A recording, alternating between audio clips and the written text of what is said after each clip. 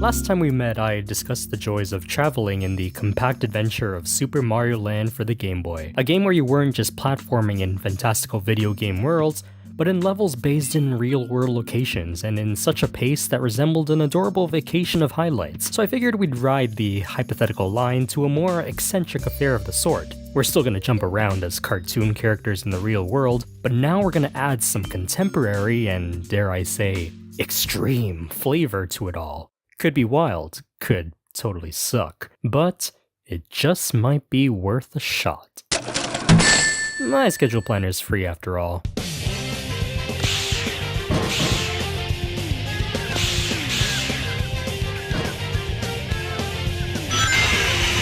Metal Harbor is one of the more brief and straightforward levels of my favorite hybrid between 3D platforming and extreme stunts, Sonic Adventure 2. But coming back to it, I always have a blast playing this level out. It's a joyride, it's kinda horseshit when you first try it, and it's based on a premise of escaping prison from federal crimes you were wrongfully accused of, things I learned that when I was 10, but it's still a total joyride of level that you can only get better and better at with practice. I'm here to tour you through it all and explain how it reflects on the game's greatest strengths and the pure catharsis of getting to this level that makes it one of my favorites to replay. For me, its specialty lies in two factors: thematic timing and preparation for spectacle. Never mind that. I need to focus on finding that black hedgehog who looks like my shadow. I'm wasting my time here. I'll trick the military guards and bust out of this joint. One of Adventure 2's more appealing characteristics is having narrative-based premises for its levels to make them all uniquely motivated, and not just a casual jog through level 1-2, not to be confused with 1-22, here for all of you Singapore people in need of videographers. Metal Harbor in this case arrives as a result of Sonic's failed attempt to escape from the city after the first level, a cutaway to Knuckles trying to recollect pieces of the Master Emerald while this is all going down, and Tails going out of his way to break into prison and save his friend. A playthrough of the hero story executes this all in order, but sorts it out like a chain reaction to have the alternating between playable characters make sense. Characters have their own moment to shine in a stage that usually ends up motivating the next stage to be possible. The door is locked. We need a key to get in there. No problem. We can find it. Right, Knuckles? What?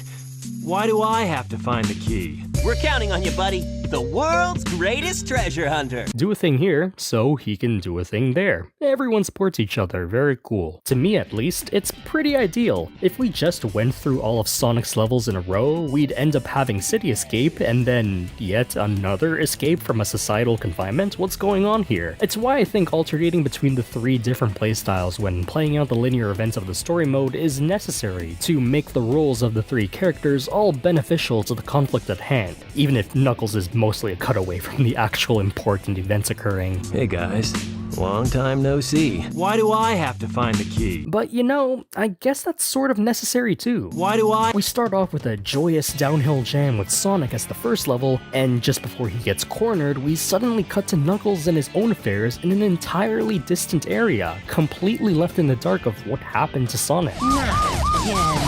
Then Tails comes in explaining how he'll be the one to save Sonic from the island confinement that we only now discover he's trapped within. Wait for me, okay, Sonic? I'm on my way. As a result, we end up having to play as Tails in his own dedicated level to make the act of getting a Sonic level a possibility for the next stage. This probably sounds like I'm devaluing the Tails and Knuckles levels in favor of the more exciting Sonic levels, and I don't want to call it a necessary evil to play these levels in favor of good levels. Wugh. Both styles are fun in their own right. My point is that the order of these playstyles matters in making the ongoing story cohesive, plausible, and makes everyone's roles purposeful, even if they aren't the highest priority. Well, if you gotta know, I caught a ride with Tails. It works well thematically and makes every level an over-encompassing operation in progress to the bigger conflict. If I consider how one would experience the hero story playthrough firsthand, we'd have the exciting first impression of an urban environment, to levels where you bustle around in cramped canyons, then a level in a hostile military prison, until we are finally released back into the outside as Sonic once again. The sun is out, the ocean is vast, and the seagulls are ablaze. Don't smoke, kids. Even if the setting is mostly industrial and surrounded by nuclear missiles and a pit of death because Sonic can't swim, the joy is in getting back to that Freudian pleasure to pull off these tricks and show off stunts in full speed. Just like how we did back in the city we know and love. We're back in the free, baby, so it's time to skate all over their carriers and draw mustaches on their robots. Unfortunately, a cut gameplay feature, but what can you do? It was the 2000s.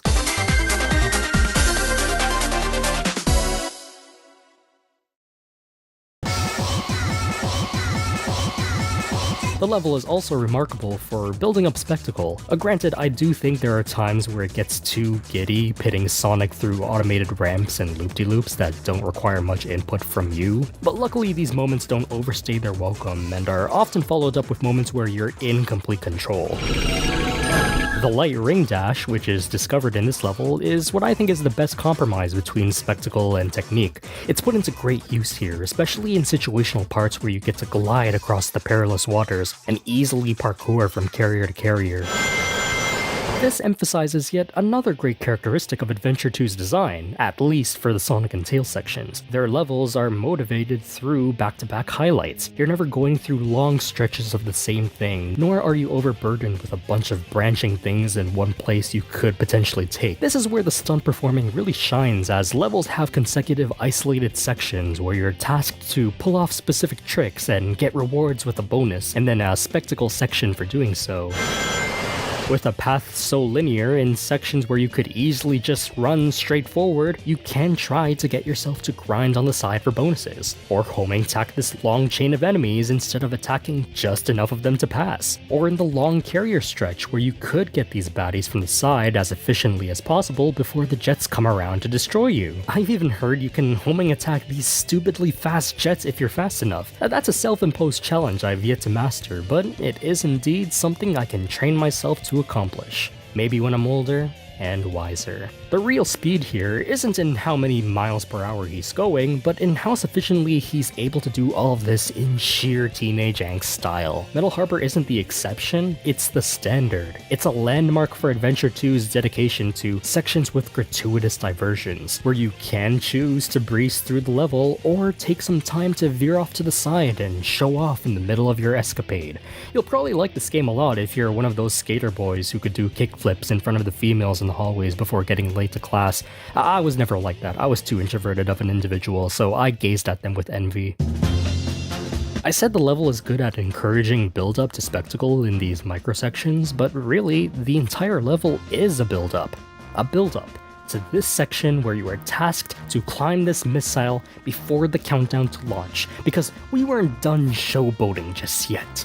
Everything that you've accomplished in this level is put to the ultimate test here. Knowing how to veer off to the side to gain an advantage, the steep climbs, the homing attack chain across a dangerous pit, the light ring dash at the right time, do it super fast and grab the highest vantage point before launch, and you'll find yourself on the top of the world, man.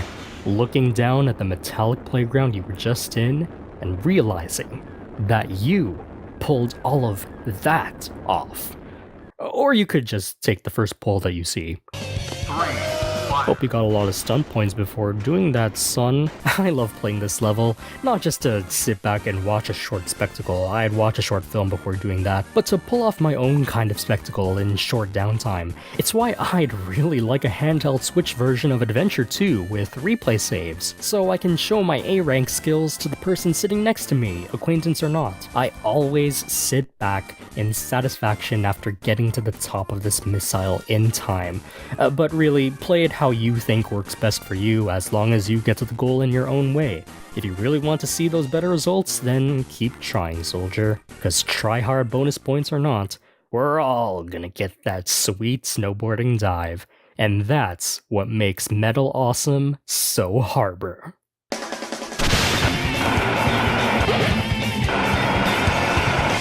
But there's a lot more awesome to be mined from Sonic and Friends exploring this brave new world. Tune in next time as we continue the Sonic Adventure 2 Whirlwind Tour of Levels in a different video. There's some other cool places I'd like to visit first.